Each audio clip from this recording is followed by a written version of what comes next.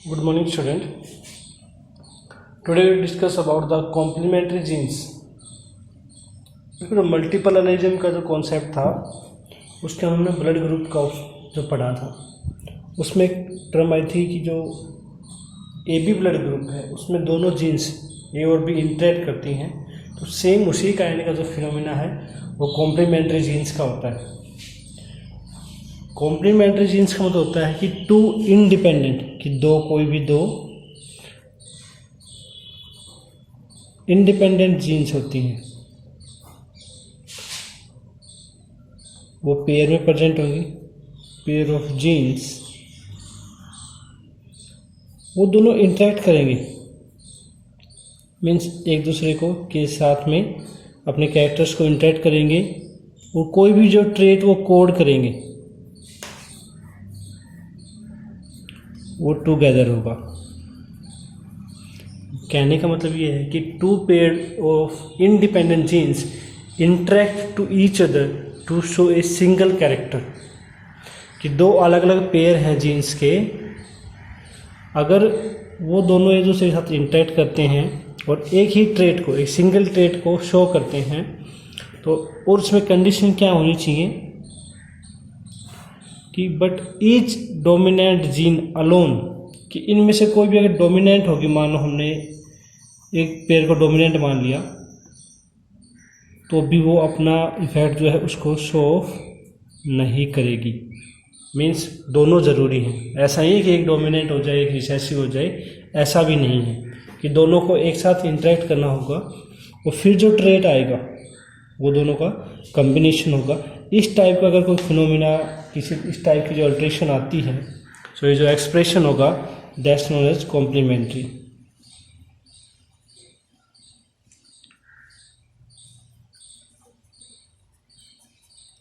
तो complementary genes क्या होते हैं कि two independent pair of genes which interact to produce a trait together but each dominant gene alone, कि अकेली कोई भी डोमिनेंट जीन है, does not show its effect called complementary jeans.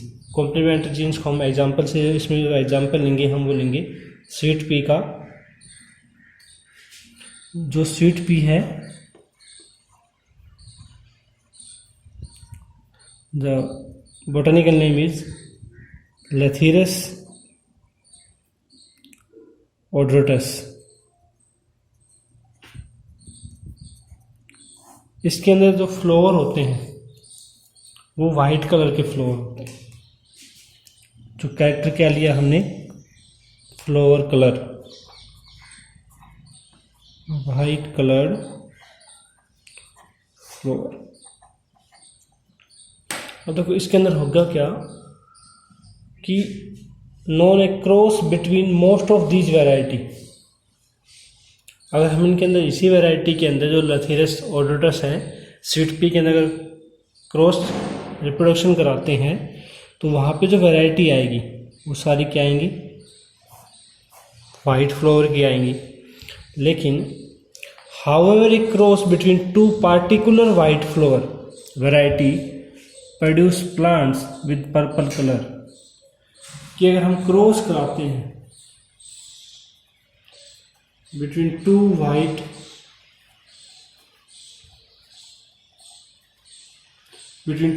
Particular plants, तो यहाँ पे जो क्रॉस का रिजल्ट आएगा दैट इज पर्पल कलर, कि जो कलर आएगा वो कैसा आएगा, पर्पल।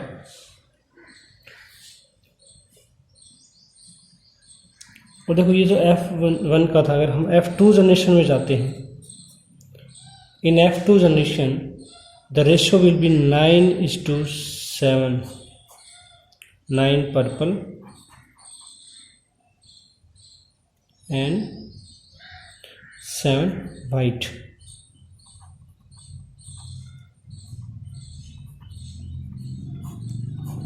कि 9 पर्पल फ्लोर है, 7 वाइट है।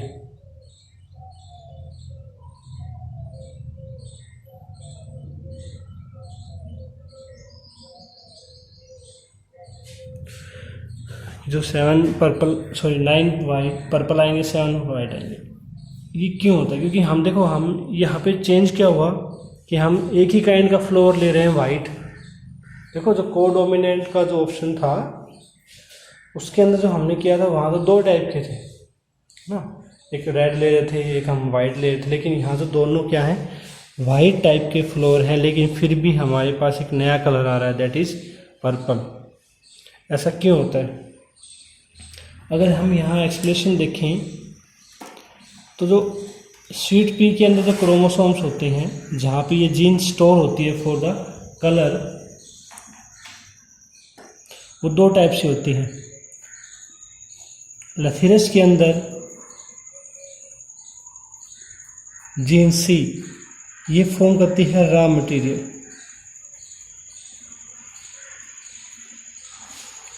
For purple. जो पर्पल कलर है उसके लिए जो रॉ मटेरियल आएगा वो कहाँ से आएगा? कोडेड बाय जीन सी, जो डोमिनेंट फेज में है,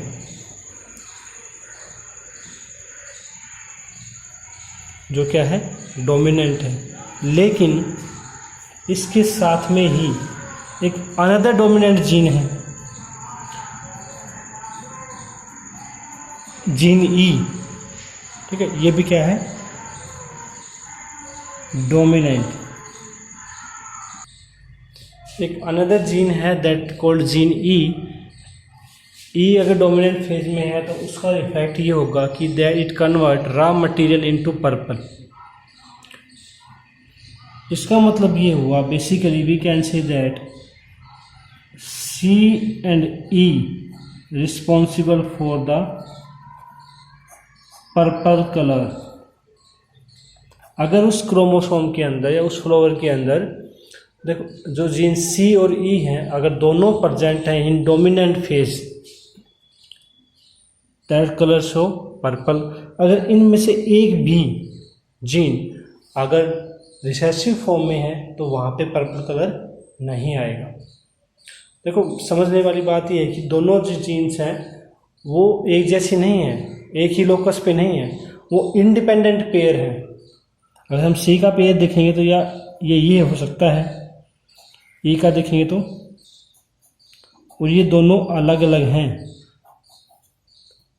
दोनों जो ई और सी जीन्स के जो पेयर हैं दोनों इंडिपेंडेंट है, इनका आपस में कोई कनेक्शन नहीं है, लेकिन देख टुगेदर शो ए कैरेक्टर, कि वो दोनों मिलकर एक कैरेक्टर को शो कर रही हैं with the help of a illustration the action of complement genes. हम एक यहाँ पे चार्ट बनाएंगे, उसके थ्रू हम स्टडी करेंगे कैसे इसके अंदर जो पर्पल और वाइट कलर है वो शो होता है।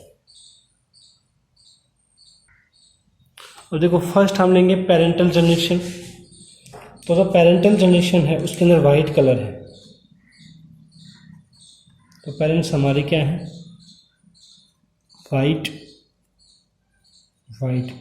ये तो हो गया फिनोटाइप। अब देखो अलग अलग है तो हमें एक जीन को डोमिनेंट रखना है, एक को रिसेसिव में।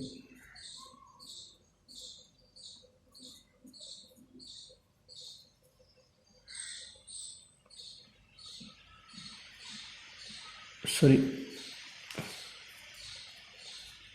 दिस वन, तो ये इसका जीनोटाइप हो गया। क्योंकि देखो दोनों वाइट रखने हैं ना, तो एक पेयर का जो जीन है उसको रिसेसिव रखना होगा, इसलिए हमने यहाँ जीन सी को रिसेसिव रखा है, यहाँ जीन ई को। जो गैमेट्स बनेंगे वो बनेंगे सी ई, यही बनेंगे। उसके बाद नेक्स्ट जो इसमें F1 जनरेशन आएगी,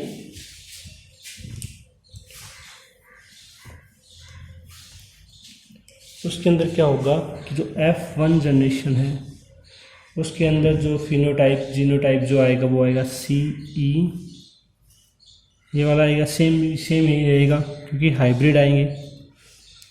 अब देखो F1 के जो गैमेट्स बनेंगे, अब देखो यहाँ मेन पॉइंट इज दैट कि यहाँ इन दोनों में पेयर में एक जीन डोमिनेंट है। एक जीन डोमिनेंट होने का मतलब है इट्स शोइंग पर्पल कलर।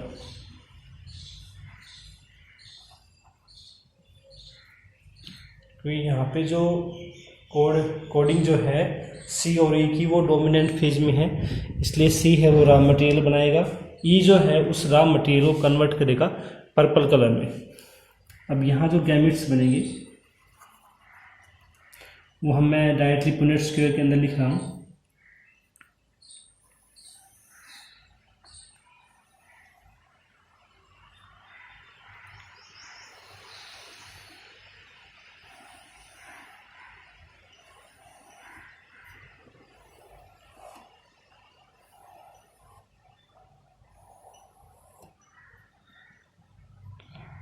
जो भी है वहाँ एक्स्ट्रा, तो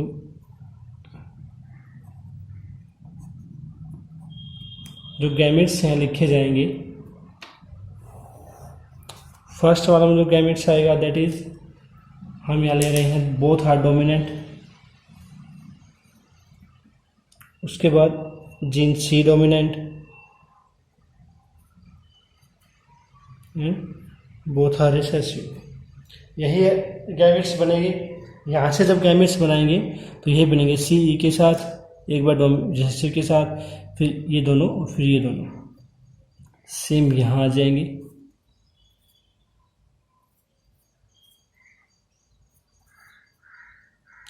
सी ई। देखो ये गैमेट्स बने हैं हमारे पास। I am going to cross that both pairs are dominant, sorry for that। देखो यहाँ पे जो दोनों हैं क्या है डोमिनेंट, तो कलर इज पर्पल। नेक्स्ट जब हम करेंगे यहाँ पे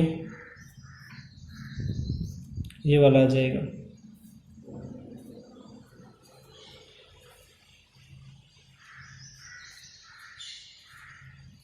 this one। Now going to this one,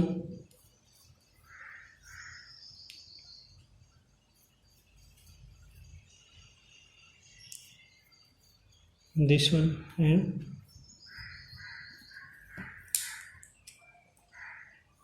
this is a pure recessive, and this is also having a gene of recessive। next third case में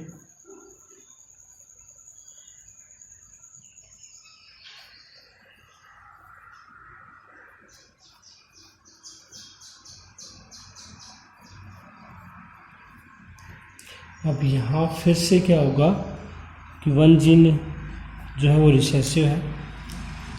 इन next case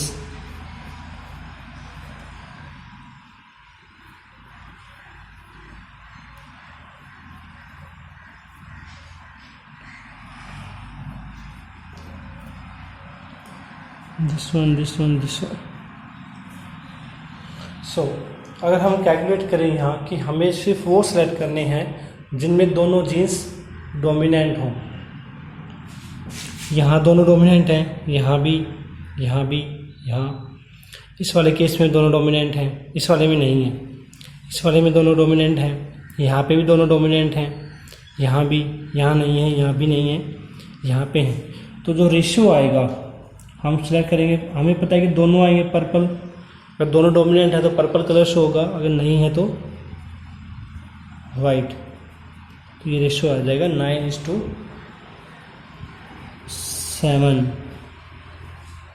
so this is all about the complementary genes. अब देखो यहाँ क्या है कि जो purple तब आ रहा है जब सी जो है रॉ मटेरियल बना रहा है, ई जो है एक एंजाइम की हेल्प से उस रॉ मटेरियल किस में कन्वर्ट कर रहा है, पर्पल के अंदर। तो हम कह सकते हैं कि जो दोनों डोमिनेंट होंगे उसमें क्या होगा कि रॉ मटेरियल भी प्रेजेंट है और एंजाइम्स भी। और इसमें ना तो रॉ मटेरियल प्रेजेंट है और ना ही एंजाइम, या इस वाले केस में जिसमें एक जीन, कम से कम एक जीन जो है वो रिसेसिव मोड में है, तो वहाँ पे अगर रॉ मटेरियल भी नहीं है तो वहाँ पे कोई कलर शो भी नहीं होगा, तो वहाँ पे सिर्फ वाइट कलर हो जाएगा। जो प्योर रिसेसिव फॉर्म में है यहाँ पे भी कोई ना रॉ मटेरियल है और ना ही एंजाइम। इस वाले केस में रॉ मटेरियल नहीं है, एंजाइम प्रेजेंट है। यहाँ पे एंजाइम नहीं है इसके पास, लेकिन रॉ मटेरियल सी से कोड हो जाएगा। इस वाले केस में जो है सिर्फ रॉ मटेरियल है, एंजाइम्स नहीं है, यहाँ दोनों हैं। तो इस तरह से जो रेशियो आएगा 9:7। रिजल्ट क्या हुआ बेसिकली, जो इसमें जो कॉन्सेप्ट है वो क्या है कि when two pair of genes are independent. देखो यहाँ दोनों इंडिपेंडेंट है, सी का काम है रॉ मटेरियल बनाना, ई का काम था एंजाइम को प्रोड्यूस करना, लेकिन finally both are dominant, so they showing एक ट्रेट, कि वो दोनों एक ट्रेट को शो कर रहे हैं, that's known as complementary genes, कि वो एक दूसरे के कॉम्प्लीमेंट्स हैं ना, एक दूसरे के मतलब एक दूसरे की हेल्प करा रहे हैं इंडिपेंडेंट होते हुए। क्योंकि डिपेंडेंट होते तो फिर यहाँ पे वो कॉम्प्लीमेंट्री नहीं होती, कि वो एक का काम अलग है दूसरे का अलग है, लेकिन फिर भी दोनों कम्बिनेशन में रिजल्ट शो कर रहे हैं। तो this is all about the complementary genes. In next lecture we will discuss about the supplementary genes. What are the supplementary genes? तो सप्लीमेंट्री का मतलब होता है सप्लीमेंट्री और मॉडिफाइड, कि two independent pair of genes which interact to produce a new trait together. ठीक है, ये भी एक नए ट्रेट को प्रोड्यूस कर रहे हैं दोनों कंबाइन होके, but each dominant gene alone produce its own trait, कि यहाँ पे अगर एक भी डोमिनेंट है तो वो भी अपना शो इफेक्ट करेगी। और सप्लीमेंट्री में ऐसा नहीं, सॉरी जो कॉम्प्लीमेंट्री था उसमें क्या था कि अगर एक भी जीन रिसेसिव है तो अपना दूसरी वाली भी अपना रिजल्ट को या अपने एक्सप्रेशन को शो नहीं करेगी। और सप्लीमेंट्री में एक जीन भी एक डोमिनेंट है तो वो भी अपने एक्सप्रेशन को शो करेगी। That's all for complementary jeans.